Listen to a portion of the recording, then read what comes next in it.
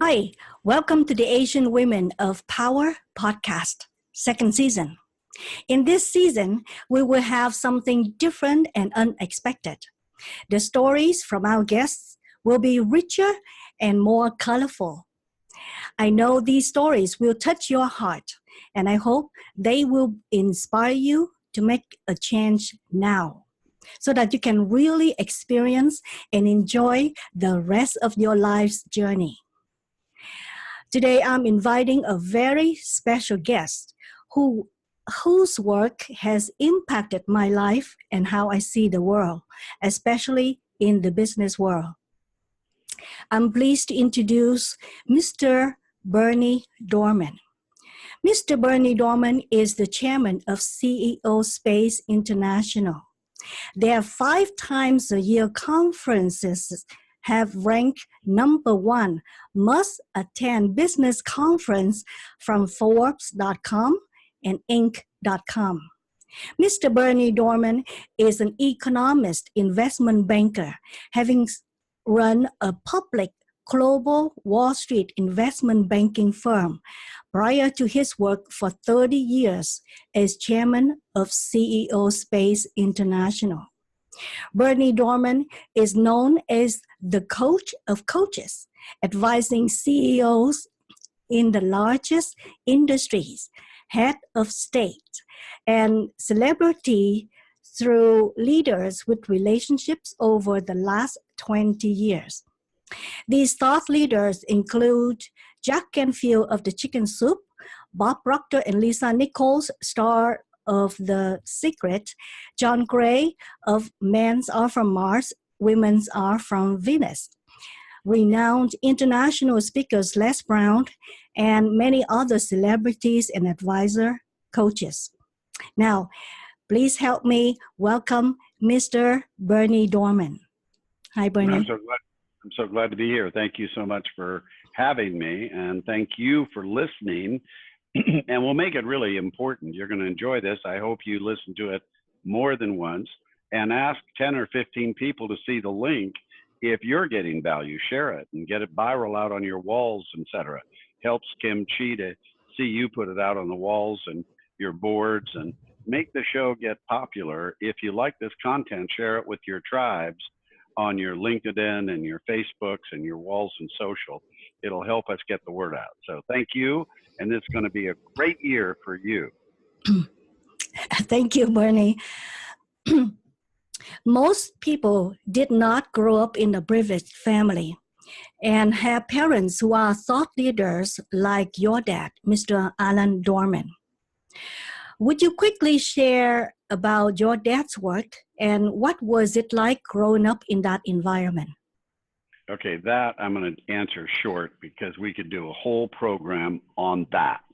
So my father founded in the 1940s the human potential industry, and he worked with the thought leaders who brought it forward. So over at my house, when I grew up as a child, coming to my home were people like Walt Disney, Earl Nightingale, Napoleon Hill of Think and Grow Rich, Og Mandino, Jack Kennedy, President Kennedy, who was assassinated later. I pitched my first Little League game.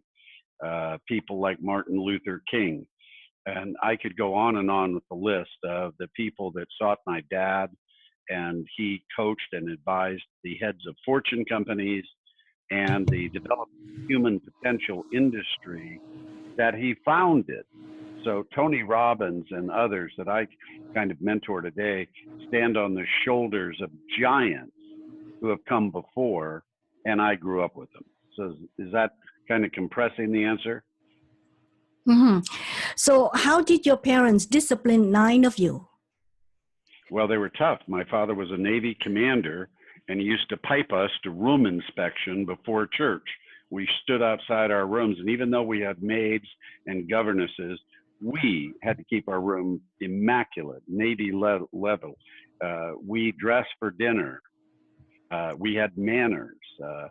Manners were very important. And so 5 girls, 4 boys, and we were very respectful, and we had a lot of love, but we also had discipline and rules and our chore list on the refrigerator. And we were taught as we grew up that being in a very special family that was influential was privilege, and that we had all sorts of obligations to give back and contribute to the world. Mm-hmm. Were you the eldest in the family? Are you? No, I've got 5 girls, and I was the first boy, so that I'm not gay in San Francisco where I was raised. It's a miracle because the girls, when they had their first boy, dressed me up in their clothes, put big rollers in my hair in those days, and made me ridiculous. But I didn't care because they loved me so much, and we're so close. And I treasure my upbringing and the girls that helped me accommodate. I think some of the respect I have for full partnership for women is how strong in business later all my sisters were, and how proud I was of their accomplishments and achievements in a time where they were breaking glass ceilings. But I didn't know that. I thought that was normal because in our family, there was a pride in women, full partnership and equality in all things. And my father always stood for that, and so did I later in my life. All right. So at what age did you learn the value of labor, wealth, and abundance mindset? Well, I learned the idea of labor when I was 5. And I had gone from my home through the redwood forest and stumbled upon a very reclusive, unbelievably amazing woman. Her name was Alice Mahoney, and she had a garden of over 2,000 rare roses. And this was quite large in the redwood forest. And it's magic when you're 5 to see that, to put your little hands on the wires and look through at rose petals just going all over the hill slopes. And I began to work in her garden, and she would pay me in those days. I used to get a penny a rock, and I would bring rocks down from where she was bringing them to a pile, and then she used those to make her rock walls for these terrace gardens. And I thought I was being cheated when she gave me 25 cents an hour. And I still worked extremely hard to bring the maximum number of rocks, but I thought I'd make more money by the penny. So I was already learning the value of labor to money to outcome. I worked for her, by the way, until I was in my teens. She was my mentor. I can say that she was one of the great mentors of my life for the values I hold in global perspective, because she was a global figure, very old in her life, who had done amazing things all over the world. And she gave me perspective of the challenges a woman leading had in the 20s, the 30s, the 40s, and what she overcame. And I felt she gave me tremendous principles for respect of women and opening doors for women not to walk through, but to go up into the penthouse of their ambitions and their expression of their dreams, so they could have full partnership in all their dreams. And this is the time for lady leaders. This is the moment worldwide. So I stand at CEO Space to empower women. And my company is run by women, owned by women, and managed by women. And all the awards, when you talk about all over the world, that in all these press reporting for 10 years now, never been done before, we're the #1 business conference in the world, that the press says, now we don't say it, that if you own a business, you cannot afford to miss CEOSpaceInternational.com. You just can't afford to miss CEOSpaceInternational.com. And of course, you can help anybody that wants to email you to learn about CEO Space. But I tell you, it's a place of miracles, and we have half our audience are women who own a business, and we empower them and ramp them up, as well as lady executives in Fortune companies that want to greatly expand their leadership core skills and options. Yeah, thank you. So when your father was diagnosed with terminal illness, How old were you? Well, I was in my late 30s, and I had as you said, publicly traded brokerage firm with offices in the Twin Towers and in San Francisco, all over the world. And I'd been doing that for a long time, and I sold the company to take over my dad's corporate training company, which was all over the world too. So on the good days after surgeries, he could still be famous dad and work with the heads of the biggest companies in the world. And on the bad days, he knew that his son was running the teams and the management and making that company actually work well. Does that make sense? Mm-hmm. So you did did you sell some of the companies afterward? Well, I only had one. I had the publicly traded brokerage firm, and I sold that and took over dad's company. And in the 80s, I morphed it 31 years ago into CEO space. So it is really another, because he was training the leaders of the century. And so we continued training leaders at CEO space and helping them grow their agendas faster. And we do fortune companies, billionaires, but we do a single mom that's starting a charity from her apartment who's come in from Spain. So we're in 150 countries serving people all over the world. And we just love helping to reduce time, reduce cost to get the goal that a business owner has so that they get their goal in less time with less cost and reach their goal for sure. So that's what we do.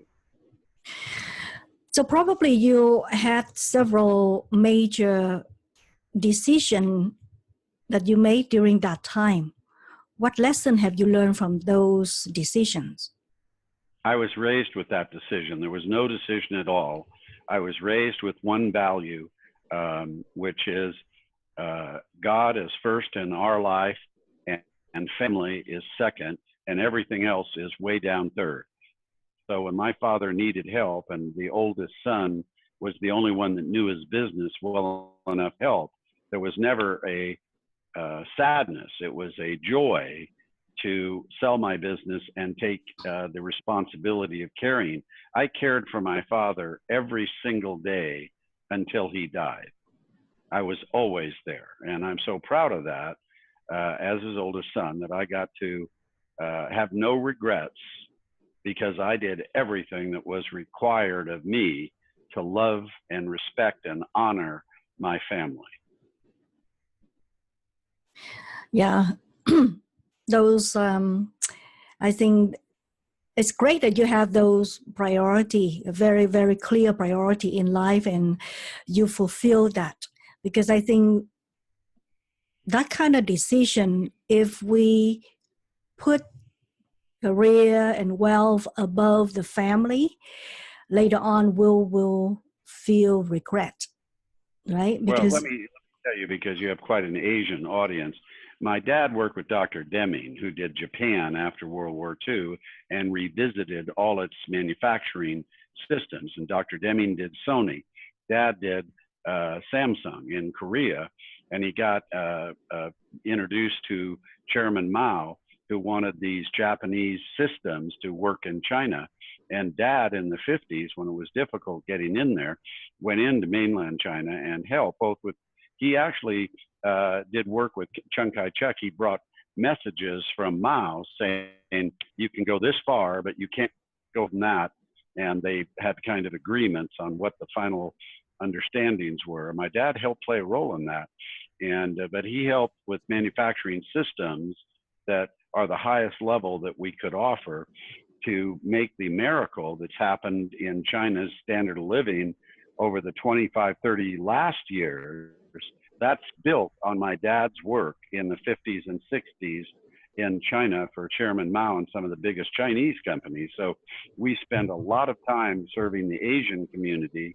And in my home, Dad brought, like one family he brought from mainland China into the US is Lincoln and Nellie Leon, who had their 9 children. We couldn't even speak Mandarin. We used to use sticks to do our games together and play together as they were learning English. And Dad helped them have a floral cart, a little florist cart. in San Francisco's downtown area. Today, they own almost 1 million square feet in Sands, A-H Sands. And the whole Bay Area goes to see their Christmas display.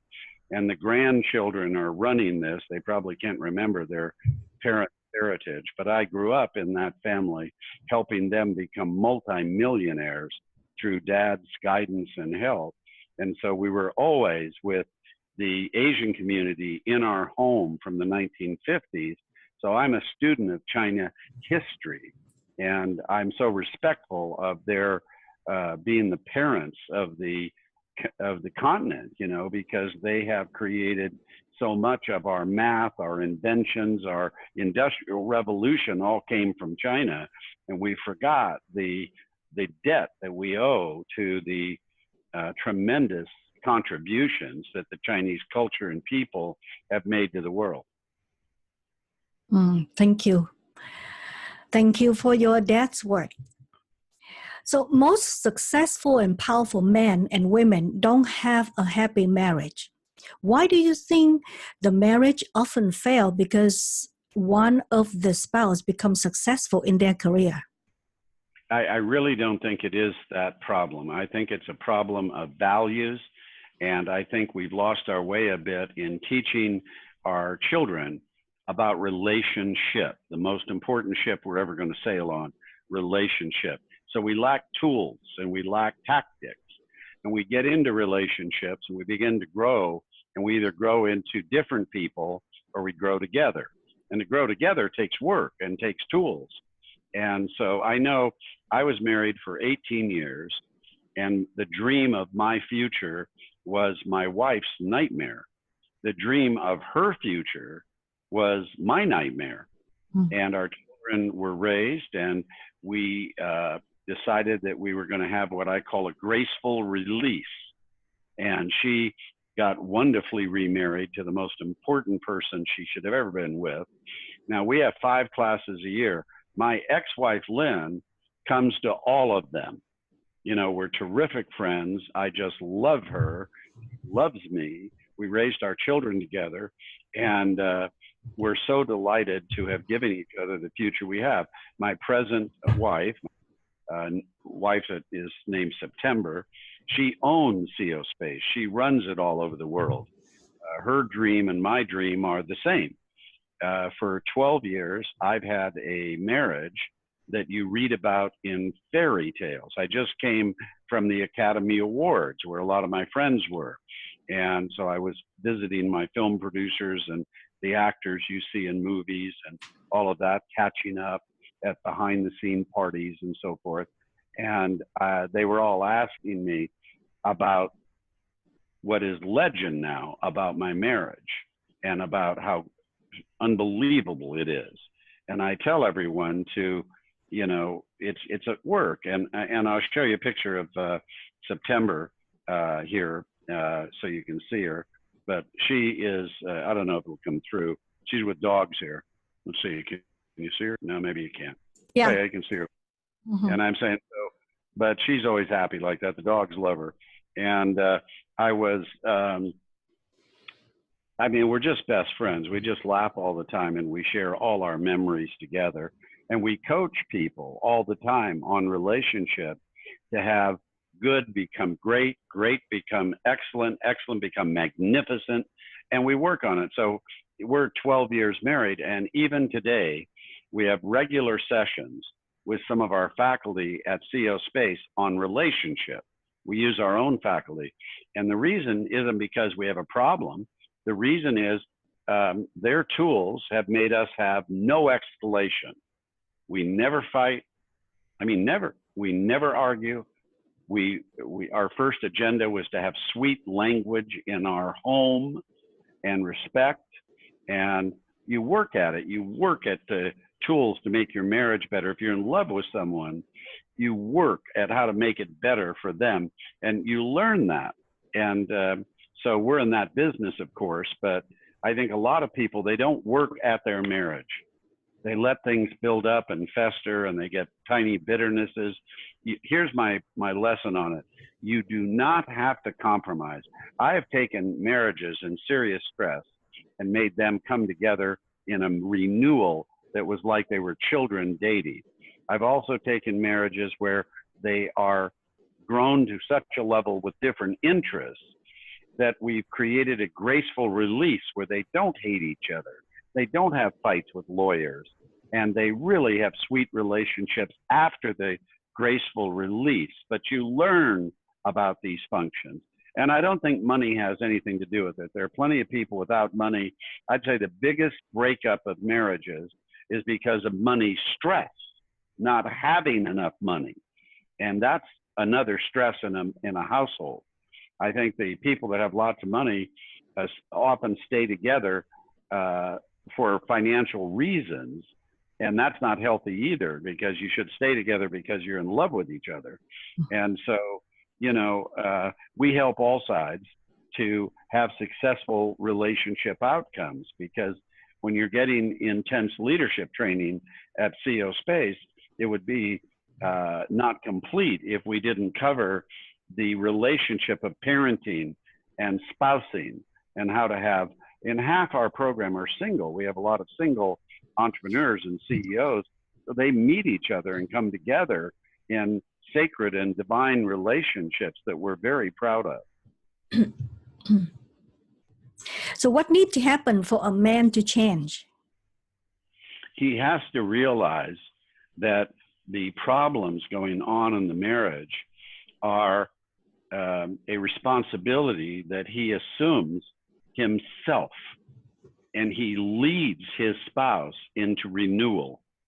And you get agreement of the spouse that working on your marriage to become good and move to great is the first priority of your home space. You want a switched on, turned on home space.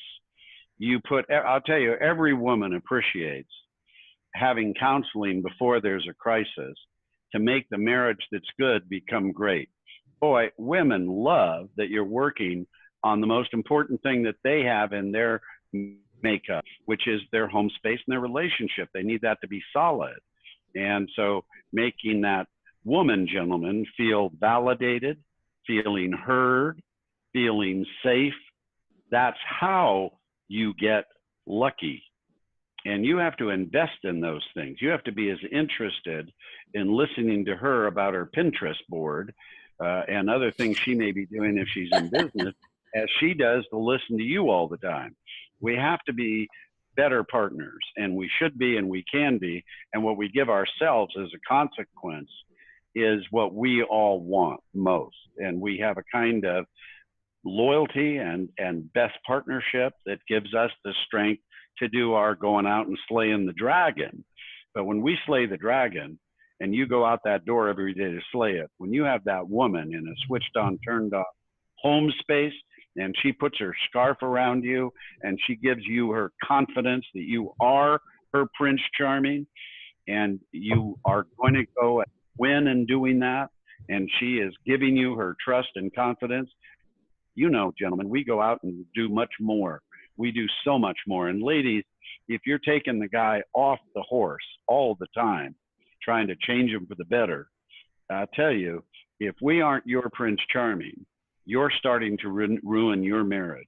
You've got to make sure that we are reaffirmed and always made comfortable and know that we are your champion.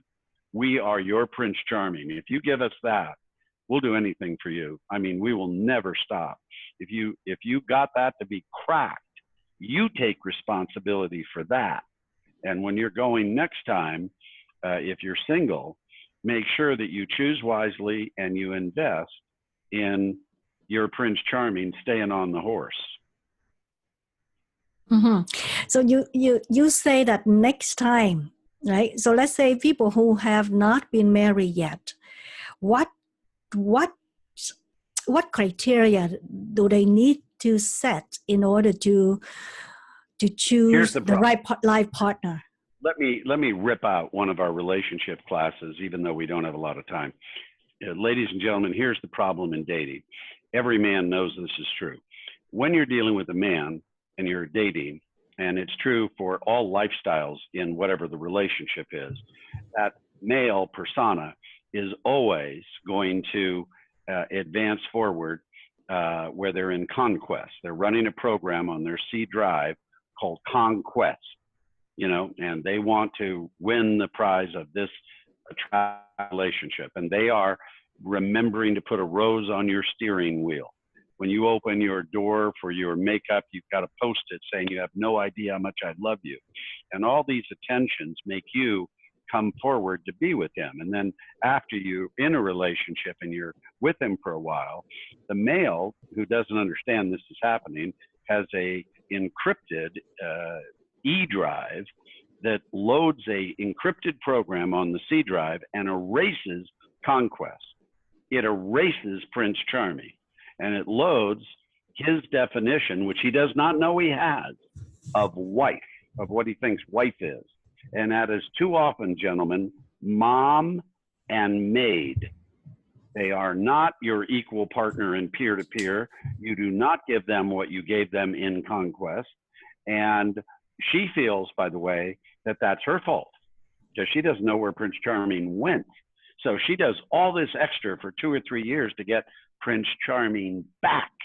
And when she can't, and you just consume it and give nothing back, then the little bitch comes up and she gets a little bitchy and it starts growing and growing until 5 years later, she's got you in withdrawal. You're withdrawing from the bitch that you created because you're not Prince Charming anymore to her.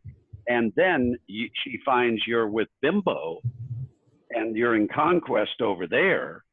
And then she gets enraged. And now you start, gentlemen, the same cycle over again and never get to where you want because you haven't defined your definition of wife when you're dating to a real full partnership. So your compatibility is going to survive that value definition of moving out of conquest into a full partnership. When your encrypted program loads, you're not going to have with great ladies today, mom and maid. And women are exhausted trying to deliver that. And gentlemen, we've got to help these great ladies who have careers, who don't need us to be the breadwinner. These great ladies need us to give them companionship and company and to vacuum. And when they do the great meal, we need to, you know, if gentlemen can cook, I can't, that's great, go do it. But if I can't, I'm to help do the dishes, help put things away and give her time to sit down and relax. And when we do these things, you get acknowledgement and appreciation. That's what you want anyway, gentlemen. It's what you want anyway. So you have to put some effort into that in the dating. So your values, there's a book out by Eve Hogan called Intellectual Foreplay. Great book for dating because you find out you want toilet paper on the top of the reel and you want all the socks lined up, or you don't. You find out where you're compatible and where you're not by just asking funny questions while you're dating and having meals. Intellectual Foreplay by Eve Hogan. It'll help you singles have a lot of fun and find out later you'll say, I got married because of that book, or I didn't because of that book. It'll be good for you. Thank you. So CEO Space International, is it a vision, a mission, or a promise to maintain your dad's legacy? It's none of those things.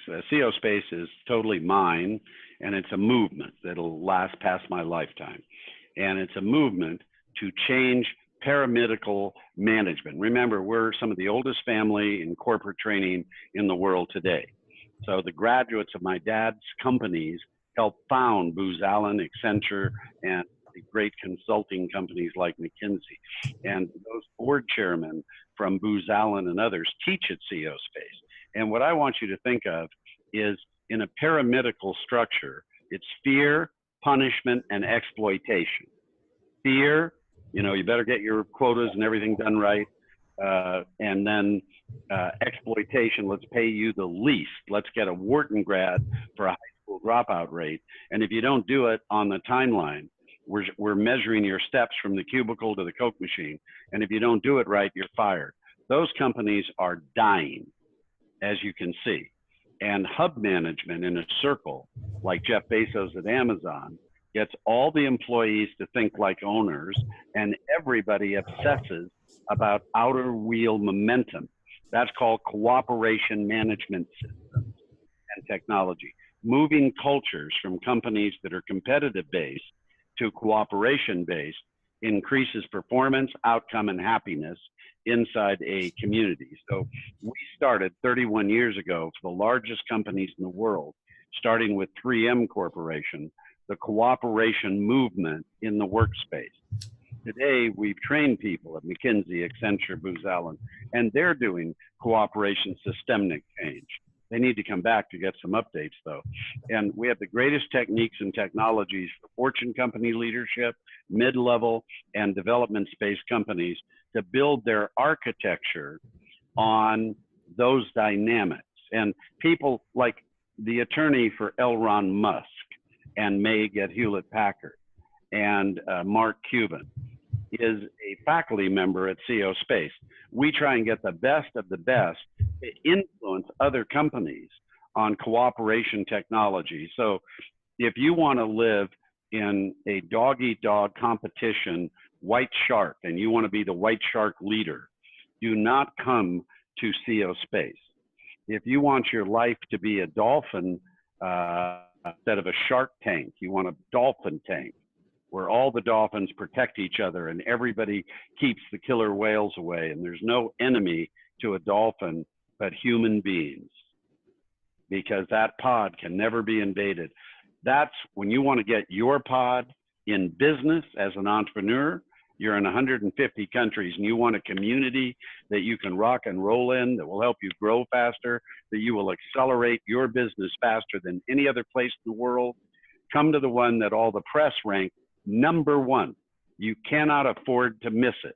So if you're a manager for a major company, have them send you to CO Space for leadership tools and tactics. If you're an entrepreneur, it's just essential. It's costing you money not to come, and you should make a study of it and get on the website and look at it, and it'll change your income, but it'll change your life, because you'll live in the dolphin tank in cooperation in a community that our members, hundreds of thousands all over the world, say is priceless, just priceless. So that movement will pass my lifetime. I've turned over the management. It's all run by women, younger women, and they're setting new records for it. And it's, you know, it's a founder's greatest joy when they turn the company over and know that institution will continue past their own lifetime.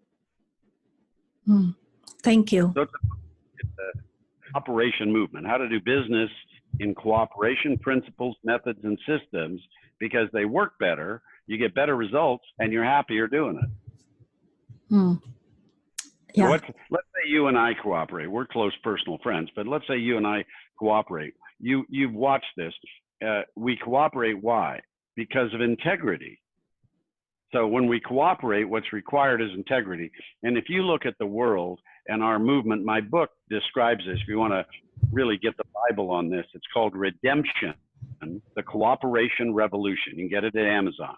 It's back ordered all the time, all over the world. The last 5 presidents all have it. And I'm just suggesting from you, if Bill Clinton quotes from it, if it's been quoted from President Obama, right up to Trump, what I ask you to do is, when you order it, don't worry about the back order, because they deliver it in 72 hours. They're so good at Amazon. But I just tell you, Redemption, the Cooperation Revolution, it'll tell you how to make your home a cooperation switched on, turned on workspace, and to retool your company to be more cooperative. And integrity, if you say, what's the crisis in the world? Is it politicians? Is it leadership? Is it management? No, we've got great politicians, great leaders, great managers.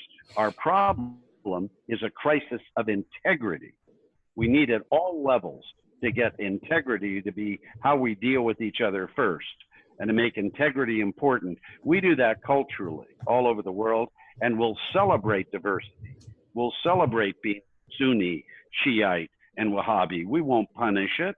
We'll celebrate it because it's so interesting and wonderful. Thank God we have these differences, because we can learn from each other. And so I believe that in competition, we punish all diversity. It creates all wars. In cooperation, we deal in integrity, and we celebrate all diversity. We don't have wars at all. So, of course, I want you all to live in that world.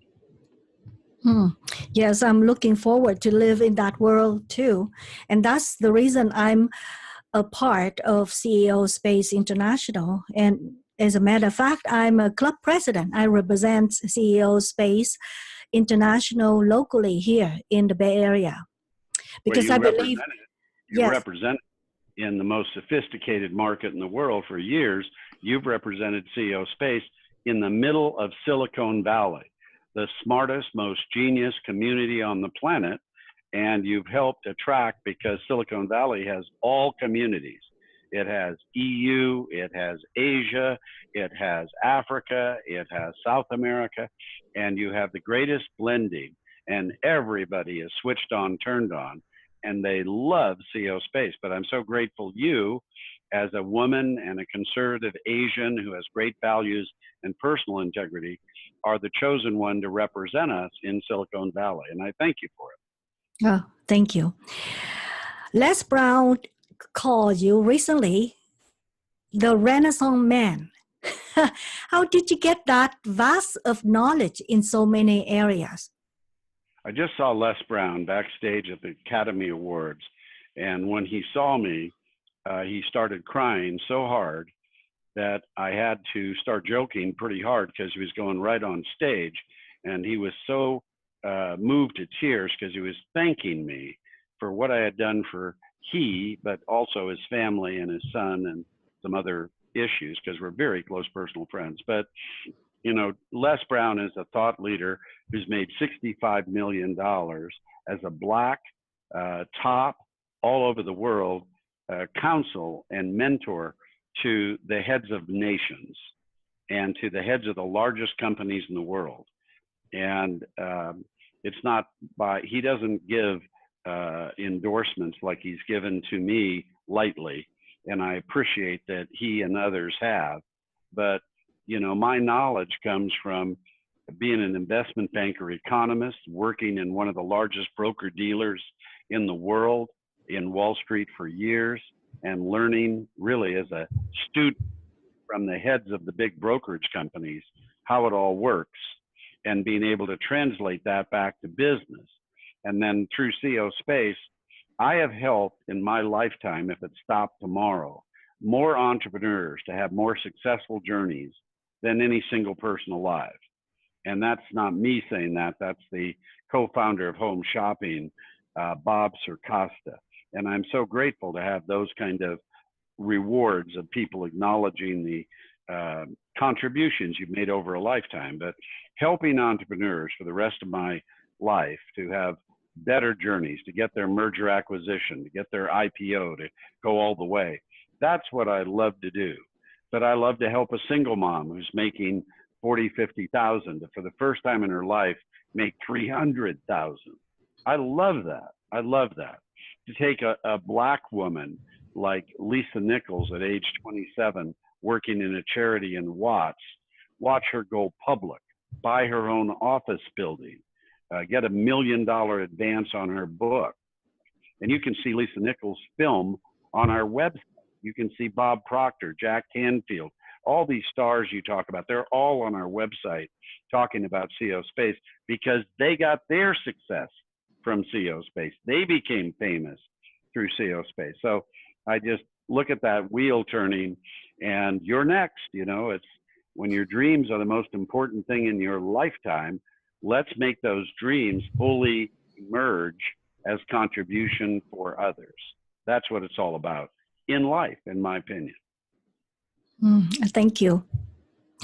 What do you see about America in the next 10 years, and who are we becoming? I really think that we're in transition. And I think that the world needs a little patience, because there's a lot of old things that we need to upgrade. And there's a lot of those old things that don't want to upgrade. And then there's forces on both sides, Democratic and Republican.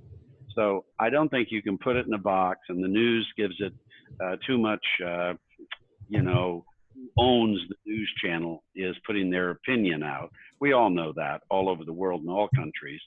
And so if news is bought and paid for, go online and read underneath it and get more information. So I think America, because I speak all over our country, is never changed. I mean, I think it's a melting pot of dreamers all over the nation. It's just the sweetest people. It's not what you read about. It's not what you see in movies and television. It's family people that love this country and are trying to always renew it and make it better. I think we're going to have the biggest explosion of wealth because we're going to renew our infrastructure. I think we're going to have the biggest explosion of technology, and you all get ready for artificial intelligence that is a new species, is self-aware, and is many, many times brighter than what we are who created it.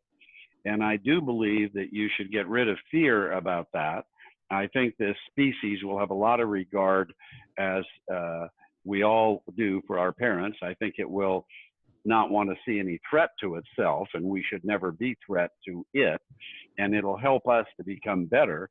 And I think a lot of problems we want to solve for the environment, for the oceans, for space, for populating the stars and having new adventures in discovery. I think all peoples are going to participate. China's got a device on the moon. Israel just launched a device to the moon. The EU is having great adventures in space, and knowledge is just flowing in. This is the most exciting time in all nations because we're starting to come together as never before. I don't care what it looks like to you. It's actually, we're getting better. We're cooperating more. Government leaders have learned we compete and we perish. We compete and we perish. We cooperate and we thrive together. And I think we're coming together never before. We're getting smarter and smarter. And I think all the people of the world, we just want to play together. We've got the internet. We want to explore each other's food and music and culture and dance and have fun. We want to play together all over the world. And I invite all of us to do that. And America is just part of the tapestry. It's no more important than the UK or than France or Germany or anything that is going on in the tapestry of Asia, Cambodia, Vietnam. Indonesia is the fourth largest economy. India is going to pass China soon. The great people in Japan are reinventing the Japanese experience. And I think all of us are reinventing what it means to be a citizen of the earth and to work together as a global citizen and to really respect each other and play with each other and have fun with each other. It opens opportunity and advent. I think we're going to see poverty start to shrink. And I think we're going to have unbelievable food and shelter security. And I think we're going to clean up the environment. I see floating platforms all over the ocean by solar, 24/7. Controlling the temperature of the seas, decontaminating it, and taking all the CO2 we could ever dump out. It's just cheap, and we have the technology. We can make the air gases anything we want. So I think the money of converting us very quickly off an existing industry, make a new industry, and clean up at 10 times to 1 all the gases coming out, and we can make the earth gases just what we want. We have the technology. And it's cheap. So let's let that happen. If all countries made a tax credit for developing that, we'd have it in 2 years out on the ocean. So we can solve all these problems, and we will. And the more we cooperate, the faster we're going to do it. This is the most renaissance, most exciting time as we go into 5G and beyond for humanity in the history of anybody. And the economies are great all over the world. They're going to be strong for years to come. Go make your dreams happen. This is the time to invest for the best. And I tell you, trust the future. It's going to be better than you think. Thank you. Thank you for that glimpse of optimistic. What life events have shifted you to become the person you are today? Well, if I had to say, I mentor Tony Robbins, but if I said, what's the biggest impact in thought leadership in my world, it's Tony himself. There's no one like that Stradivarius brain. And his events, my wife and I do Date with Destiny for our own values in our marriage. We do UPW or Business Mastery. Tony came to CO Space with a whole team to take some of our best work into Business Mastery. And so we back and forth all the time, how to be better, how to make each other better. I coach him, he coaches me. I think that if you say, you know, on events that, you know, rock your world, I think Bob Proctor at age 85, while this is being made, if you get to see Bob Proctor live, drop anything to see it. It's a historic event. It's not a normal training. You're getting Bob live. You'll tell your grandparents. It's like knowing Napoleon Hill, like I grew up on his lap and can talk about him from personal experience. I mean, how great is that I knew Napoleon Hill? You should know Bob Proctor. Go see him while you can. It's so fantastic. If you come to CO Space, you're going to be mentors who make millions, that advise the largest companies in the world. Your contact grid is going to become platinum, and you're going to have people like me that you know well that become your friends.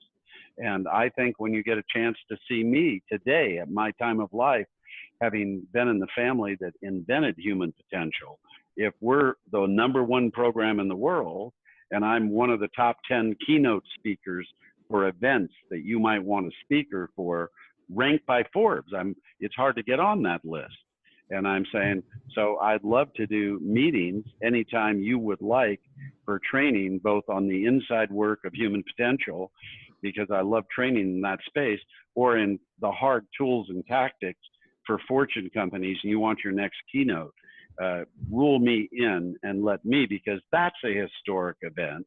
And I'd love to contribute while I'm still here to the best possibility that I can add to your values and the output you want for that next event. But am I answering your question or getting off track here?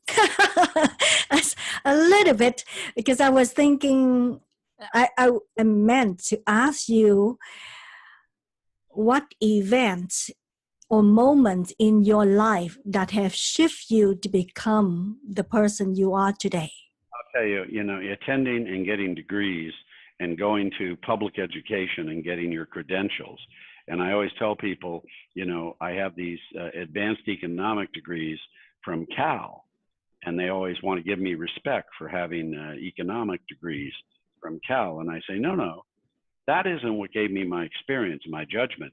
What gave me my experience and my judgment is the College of Arthur Lockman, from the Lockman family in San Francisco. And Arthur was funding oil tankers when they first came out. He was doing big fundings, and he taught me about finance. And then a man who's long gone now, his name is George Witter, that I was able to meet in school and get to know and do business with when Dean Witter was one of the big brokerage firms.